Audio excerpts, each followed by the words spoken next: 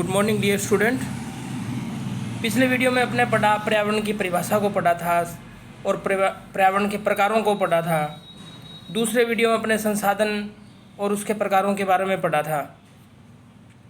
इस वीडियो में अपने पढ़ेंगे पर्यावरण और संसाधन दोनों में अंतर संबंधता क्या है, वह दोनों में रिलेशनशिप क्या है, किस प्रकार की है। पर्यावरण किसको माना था अपन ने? किसी भी व्यक्ति के चारों ओर आवृत जो वायुमंडलीय दशा है उसको एक प्रकार से अपने पर्यावरण मान सकते हैं, या किसी भी मनुष्य के चारों ओर जो घेरे रखने वाली, चाहे वह भौतिक हो या सांस्कृतिक वस्तुएं हो, जो उस मनुष्य को प्रभावित करती हैं, वह पर्यावरण है। और संसाधन किसको माना आपने?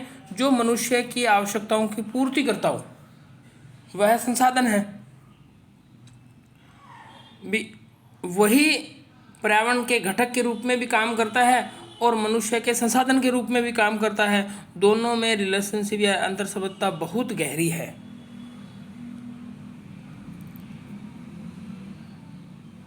संसाधन पर्यावरण और मानव प्रकृति के विभिन्न अंग होने के साथ अंतर संबंधित है। प्रकृति के जैविक और अजैविक संगठनों के समुच्चय को क्या कहा जाता है? पर्यावरण कहा जाता है। उन्हीं संगठनों कि दृश्य और अदृश्य तत्वों और शक्तियों को संसाधन कहा जाता है। इनमें मानव की आवश्यकता की पूर्ति की क्षमता होती है। इसे स्पष्ट है कि पर्यावरण के तत्व और शक्तियाँ जिनका उपयोग मानव की इच्छा पूर्ति के लिए किया जाता है, संसाधन कहे जाते हैं। प्रकृति के सभी तत्व किसी न किसी रूप में संसाधन हैं, लेकिन इसकी पहचान और उपयोग की परिस्थिति समान नहीं है। प्रकृति के कुछ तत्व सभी के लिए समान रूप से संसाधन हैं, जबकि कुछ तत्व किसी विशेष वर्ग के लिए संसाधन है। उल्लेखनीय है कि पर्यावरण की विविधता के कारण पृथ्वी तल पर संसाधनों का वितरण समान नहीं है। फलतः मानव बसाव भी असमान है। प्रकृति ने अपनी जीवितता के लिए यहाँ एक और संसाधनों का भंडार सृजित किया है, वहीं दूसरी ओर इन पर रहने वाले जीवों की श्रृंखला को जन्म दिया है। मानव और पर्यावरण में अंतर संबंध होने के कारण दोनों एक दूसरे पर निर्भर रहते हुए पृथ्वी की जीवितता को अक्षुण्ण बनाए रखते हैं। इससे अपने को स्पष्ट होता है कि जो मनुष्य भौतिक पर्यावरण में या प्राकृतिक पर्यावरण में जिन वस्तुओं का उपयोग करता है, तो वह संसाधन है। और वो वस्तुएं आई कहाँ है, चाहे प्राकृतिक रूप से आई है, चाहे भौतिक रूप से आई है, चाहे मनुष्य ने निर्मित किया है, चाहे प्रकृति ने निर्मित किया है, वो कहीं ना कहीं संसाधन बनती है। और वह कब संसाधन बनती है? जब जिमरमैन ने एक डेफिनेशन दी थी कि संसाधन होते नहीं हैं, संसाधन बनते हैं या बनाए जाते हैं, तो मनुष्य उसका उपयोग करना सीख लेता है। जैसे पिछले वीडियो मैंने आपको बताया था यूरेनियम कुछ कालखंड तक एक पत्थर था, फिर यूरेनियम का उपयोग होने लग गया, आज बिजली घर यूरेनियम से चलते हैं। तो इस प्रकार संसाधन और पर्यावरण अंतर संबंधित है। इतने गुच्छे हुए हैं तो इन्हें अलग नहीं किया जा सकता, एक दूसरे पर डिपेंडेंट है या इंटरफेरेंस है। अब दूसरी एक थ्योरी अपने एक और देखते हैं। पर्यावरण के सभी तत्व जिनका मानवीय उपयोग संभव है संसाधन है। संसाधन प्रकृति के संपूर्ण जैव जगत का आधार है, जिन पर संसाधनों का अस्तित्व निर्भर करता है। इन सभी तत्वों पर मानव समाज के सामाजिक, सांस्कृतिक और राजनीतिक तथा आर्थिक पक्ष पर निर्भर है।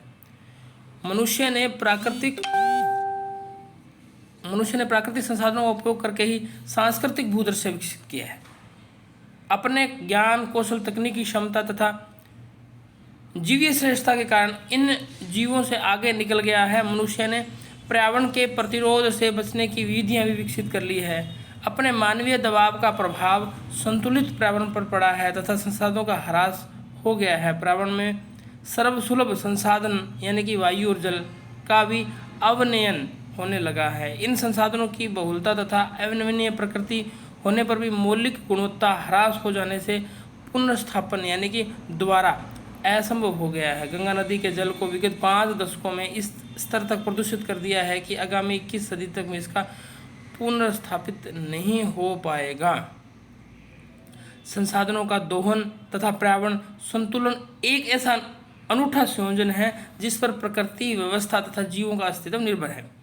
संसाधन की उपलब्धता मानव समाज की आर्थिक समृद्धि का मूल आधार है, लेकिन इसके विवेकपूर्ण दोहन के कारण पर्यावरण का दूरगामी प्रभाव पड़ते हैं। औद्योगिक क्रांति के उपरांत जीवाश्म ईंधन, कोयला, पेट्रोल का दोहन बढ़ा, हरित गृह प्रभाव बना। इसके फलस्वरूप पृथ्वी का तापमान बढ़ा, असंतुलित जलवायु के कदम लड़खड़ाने लगे। इसलिए यह आवश्यकता है कि पर्यावरण तथा संसाधन उपयोग के मध्य मैत्रीपूर्ण संबंध स्थापित किए जाए।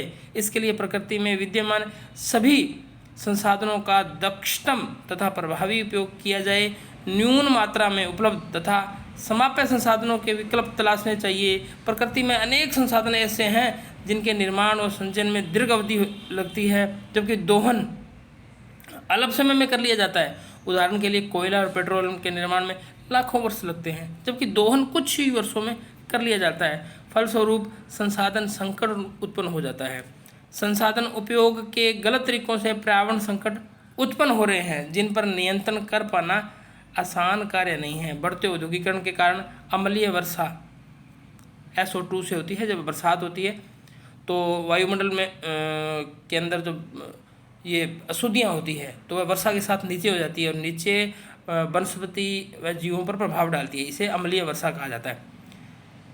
ओजोन अलपता, ओजोन में छेद हो रहा है। ओजोन अपने पराबैंगनी किरणों से रक्षा करती है और उसमें छेद हो रहा है। CFC एक क्लोरोफ्लोरोकार्बन गैस है जो उसके 1 लाख अणुओं को नष्ट करती है। आगे अपने वीडियो में पढ़ेंगे। तापमान में वृद्धि जैसी ज्वलंत पर्यावरणीय समस्याएं सामने आ रही हैं। मनुष्य पर्यावरण का प्रमुख संसाधन है, जो संसाधन निर्माण एवं दोहन में अपनी महत्वपूर्ण भूमिका निभाता रहा है। मानव अपने सांस्कृतिक, आर्थिक अभ्युदय के लिए संसाधनों का निरंतर दोहन करता रहा है, लेकिन अपने विकास में संसाधन के दोहन को अनिवार्य मानने वाला मानव समुदाय पर्यावरण संतुलन बिगाड़ने में आसक्त है। अतः यहाँ पर्यावरण में स्थिर संसाधन मानवीय समृद्धि की आवश्यक है, वहीं उनका विदोहन मानवीय अवनति भी कर रहा है। स्पष्ट है कि संसाधन एवं पर्यावरण में मैत्रीपूर्ण संबंधों के उपरांत ही प्रकृति संतुलन संभव है, जो अन्य जीव जंतुओं सहित मानवीय समृद्धि का मूल आधार है। इस प्रकार हम कह सकते हैं कि पर्यावरण और संसाधन दोनों संबंधित है। पर्यावरण को सुरक्षित और संरक्षित रखने के लिए संसाधनों का विवेकपूर्ण उपयोग किया जाए और संसाधनों का सुरक्षित और सुरक्षित रहने के लिए पर्यावरण का विवेकपूर्ण उपयोग किया जाए। दोनों का मिला जुला प्रभाव मनुष्य को देखने को मिलता है और मनुष्य को दोनों को सहज के रखना पड़ेगा। धन्यवाद।